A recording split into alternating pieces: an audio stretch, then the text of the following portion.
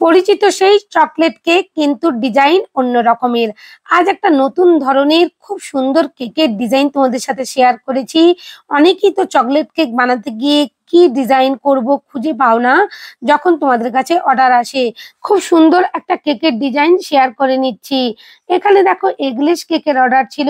এটা ছিল শম্পার জন্মদিনের কেক ছিল। এটা দিদি আমাকে অর্ডার করেছিল। শম্পা এগলেস কেক পছন্দ করে আর চকলেটই ভাব পছন্দ করে, তাই চকলেট এগলেস কেকই বানাতে হয়েছিল আমাকে। দেখো এখানে ৩টে লেয়ারে ভাগ করে নিচ্ছি। কত সুন্দর নরম সফট স্পঞ্জি কেক রেডি হয়েছে। এগলেস বলে কেউ বলবেই না, এত নরম হয়। আমার প্রফেশনাল রেসিপি ইউজ করে আমি এটা বানিয়েছি। এখানে একটা হোয়াইট কালারের বোর্ড নিয়ে নিয়েছি। বোর্ডের মধ্যে আমি অল্প ক্রিম লাগিয়ে নিয়ে প্রথম স্পঞ্জটা বসিয়ে নিয়েছি। আর প্রথম স্পঞ্জটা বসানোর পর দেখো সুগার সিরাপ দিয়ে ভালো করে সোপ করে নিয়েছি। তারপরে উপর থেকে আমি চকলেট গানাশ দিয়ে দিয়েছি। আর অবশ্যই কিন্তু সুগার সিরাপ দিয়ে ভালো করে সোপ করে নেবে, নাহলে কিন্তু কেকটা ফ্রিজে রাখার পর সাইডের অংশ থেকে ফেটে যাবে বা ড্রাই হয়ে যাওয়ার সম্ভাবনা থাকবে, বিশেষ করে এগলেস কেকগুলো। দেখো আমি ক্রিমটা খুব সমান করে চারিদিকে স্প্রেড করে নিলাম। একটা প্যালেন নাইফ দিয়ে উপর থেকে গানাশ দিয়ে দিয়েছি। গানাশটাও ভালো করে স্প্রেড করে নিয়ে চকো চিপস লেয়ারে ভরে ভরে দিয়ে দিয়েছি। এরপর দ্বিতীয় স্পঞ্জটাও বসিয়ে দিয়েছি। একই রকম ভাবেই আমি ৩টে স্পঞ্জ রেডি করে নেব লেয়ার গুলো। আর অবশ্যই কিন্তু এরকম কোয়ালিটি মেনটেন করে কাজগুলো করার চেষ্টা করবে, দেখবে পারফেক্ট ভাবে তোমরা একটা কেক বেকারির থেকেও ভালো টেস্টের কেক বানাতে পারবে বাড়িতে। যারা কেকের অর্ডার নাও বা বাড়িতে বসে কেকের বিজনেস করো, অবশ্যই কিন্তু এরকম ধরনের কেকগুলো তোমরা কোয়ালিটি মেনটেন করে বানানোর চেষ্টা করো। তাহলে দেখবে কাস্টমার খুব খুশি হয়ে যাবে, আবারও তোমাদেরকে অর্ডার দেবে। এরপর দেখো কথা বলতে বলতে আমার দ্বিতীয় স্পঞ্জটাও কত সুন্দরভাবে লেয়ারিং এ ক্রিম রেডি হয়ে গেছে। এরপর গানাশ দিয়ে দিয়েছি। গানাশটাও দেখো চারিদিকে আমি কিন্তু প্যালেট নাইফ দিয়ে স্প্রেড করে নিচ্ছি। এভাবে কাজগুলো খুব সুন্দরভাবে ধৈর্য ধরে করতে হবে। আবারও গানাশের মধ্যে আমি চকো চিপস দিয়ে দিয়েছি। এরপর তৃতীয় স্পঞ্জটা বসিয়ে দিয়েছি। একই রকম ভাবে দেখো আমি সুগার সিরাপ দিয়ে সোপ করে নিলাম। আর একেবারে লাস্ট লেয়ারটার মধ্যেও কিন্তু স্পঞ্জের মধ্যেও আমি গানাশ দিয়ে ভালো করে চারিদিকে স্প্রেড করে নিয়েছি। এখানে পরিমাণ মতন ক্রিম দিয়ে প্যালেট নাইফ দিয়ে ক্রিমটা কিভাবে আমি চারিদিকে ছড়িয়ে নিচ্ছি আর কিভাবে সেই একই ক্রিম দিয়ে আমি ক্রাম কোটিংটা করে নিচ্ছি, ভিডিওয়ে দেখানো প্রসেস অনুযায়ী কিন্তু তোমরা করে নিও। যাদের এইভাবে ক্রাম কোটিং আনতে অসুবিধে হয় বা কেকটা কিভাবে তোমরা লেয়ারিং করবে, ফিনিশিং করবে, সমস্ত কিছুটাই কিন্তু ভিডিওর মধ্যে আমি দেখানোর চেষ্টা করি। যদি তোমাদের ভালো লাগে আমার এই কেকের রেসিপিগুলো আর কেকের ডিজাইনগুলো, প্লিজ চ্যানেলে নতুন বন্ধু হয়ে থাকলে চ্যানেলটা সাবস্ক্রাইব করে দিও এরকম নতুন নতুন ভিডিওর জন্য। আর হ্যাঁ, লাইক শেয়ার কমেন্ট করতে ভুলো না। তোমাদের লাইক শেয়ার কমেন্ট আমাকে নতুন নতুন কাজ করতে উৎসাহিত করে। দেখো আমার ক্রাম কোটিংটা কত সুন্দরভাবে হয়ে গেছে।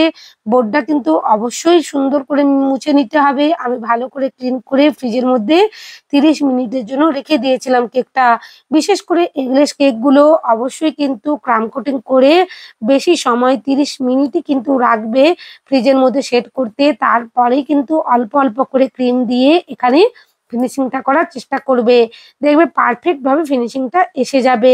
আমি যেভাবে করছি দেখো কত অল্প অল্প করে ক্রিম নিচ্ছি আর কত ধীরে ধীরে আমি চারিদিকে অল্প ক্রিমেই স্প্রেড করে নিচ্ছি।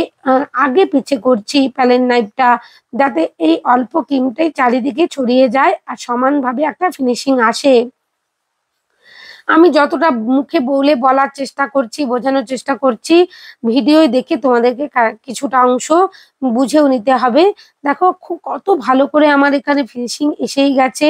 আর এক্সট্রা ক্রিমগুলো কিন্তু আমি তুলে নিয়ে বারবার কিচেন রুমালে প্যালেট নাইফটা মুছে নিচ্ছি। আমার কেকটা ফিনিশিং হওয়ার পর আমি ভালো করে মুছে নিয়েছিলাম কিচেন রুমাল দিয়ে। এরপর গানাশ দিয়ে আমি ডিজাইনটা করে নিচ্ছি। গানাশটা পাইপিং ব্যাগের মধ্যে ভরে নিয়েছি, কারণ মাঝের অংশে আমি একটু হোয়াইট কালারের রাখবো, ছোট একটা ডিজাইন রাখবো ডিজাইন বসানোর জন্য। ওখানে তোমরা রোজ বানিয়ে বসিয়ে দিতে পারো ক্রিম দিয়ে। আমি এখানে চকলেটের দুটো ছোট ছোট ফুল বানিয়ে নিয়েছিলাম, সেই দুটো দিয়ে ডেকোরেশন করেছি, তোমরা থাম্বনেলে দেখেছো। দেখো এখানে আমি যে প্লাস্টিকের স্ক্র্যাপার গুলো পাওয়া যায় ওটা দিয়েই কিন্তু স্প্রেড করে নেওয়ার চেষ্টা করছি। তারপর আমি আবার প্যালেট নাইফ দিয়েই করে নেব। তোমাদের কাছে যদি এরকম প্লাস্টিকের স্ক্র্যাপার না থাকে তোমরা কিন্তু প্যালেট নাইফ দিয়ে কাজটা করে নেওয়ার চেষ্টা করো। খুবই ধীরে ধীরে করতে হবে এই ডিজাইনটা করবার সময় কিন্তু। কারণ মাঝের অংশ যেহেতু আমি একটা ফ্লাওয়ার বসাবো, একটু ফাঁকা রাখবো, সেজন্যই কিন্তু কাজটা খুবই ধীরে ধীরে সাবধানে করতে হবে। আর ড্রিপিং এর বেলা একটা টিপস দিই তোমাদের সাথে শেয়ার করি, যে এখানে যে ড্রিপিংটা করছি আমি, অবশ্যই কিন্তু পাইপিং ব্যাগের মধ্যে গানাশ ভরে নিয়ে, বা তুমি যদি পাইপিং জেল বা নিউট্রাল জেল দিয়ে কাজটা করো, ড্রিপিংটা করো, অবশ্যই কিন্তু পাইপিং ব্যাগ ইউজ করার চেষ্টা করবে, তাহলে পারফেক্ট ভাবে এরকম ড্রিপিং একটা কনসিস্টেন্সি তৈরি করা যাবে। দেখো কত সুন্দর করে আমি উপরের অংশ থেকেও একটু হোয়াইট চকলেট গানাশ বানিয়ে নিয়েছিলাম। সেটা দিয়ে একটা ছোট ছোট গোল ড্রপ ড্রপ মতন করে নিয়েছি, আর একটা দেখো স্কিওয়ার দিয়ে টেনে নিয়েছি, লাভ সাইনের মতন একটা এফেক্ট করে নিয়েছি। এরপর যেন ফাঁকা মনে হচ্ছিল, সেই জন্য সাইডের ওর পাশ থেকে আরো কয়েকটা দেখো আমি এখানে গোল গোল ড্রপ দিচ্ছি। তারপরে আবারও একই রকম ভাবে আমি একটা স্কিওয়ার দিয়ে টেনে নেব, যাতে হার্ট শেপের মতন মনে হয়। এই ডিজাইন গুলো দেখতে একটু সহজ, কিন্তু একটু করা কঠিন, কারণ স্কিওয়ার্ডটা যখন ধরবে খুবই আলতো ভাবেই ধরতে হবে। জোরে ধরলে নিচের অংশের ক্রিম সহ এখানে কিন্তু গানাশ উঠে চলে আসবে, তখন কেকটা দেখতে ভালো লাগবে না। তাই সবসময় কাজগুলো খুবই ধীরে ধীরে আলতো হাতে করতে হবে। দেখো কেকটা আমার ফিনিশিং হয়েই গেছে একেবারে।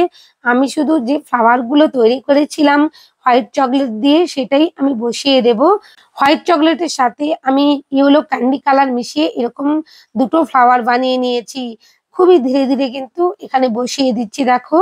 আর যে একটু ফাঁকা অংশগুলো থাকবে সেখানে কিন্তু আমি গোল্ডেন কালারের যে স্প্রিঙ্কেল বা সুগার বল যেটাই বলতে পারো, সেগুলো স্প্রেড করে নেব, ছোট বড় বিভিন্ন আকৃতির।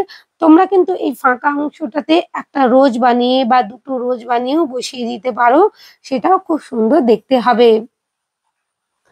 দেখো খুবই ধীরে ধীরে আমি এখানে স্প্রিঙ্কেল গুলো স্প্রেড করে নিচ্ছি। এই ডিজাইনটা যদি তোমাদের ভালো লাগে, অবশ্যই কিন্তু তোমরা ট্রাই করো। তোমাদের চকলেট কেকের অর্ডার এলে দেখতেও অসাধারণ হয়, খেতেও অসাধারণ হয়। নিচের অংশ থেকেও আমি একটা ছোট ছোট ডিজাইন করে নিচ্ছি। এখানে নূর 7 নম্বর নোজেলটা আমি ইউজ করেছি। দেখো কেকটা কত সুন্দর দেখতে লাগছে। তোমরা এই ধরনের চকলেট কেক গুলো 450 থেকে 500 টাকা পাউন্ডে সেল করতেই পারো, কোনো অসুবিধে নেই। কেকটা আমার একেবারে রেডি হয়ে গেছে। কেকটা কত সুন্দর দেখাচ্ছিল। যেতে যেতে বলবো সবাই খুব ভালো থেকো, আর অনেক ধন্যবাদ তোমাদের আমার ভিডিও দেখার জন্য।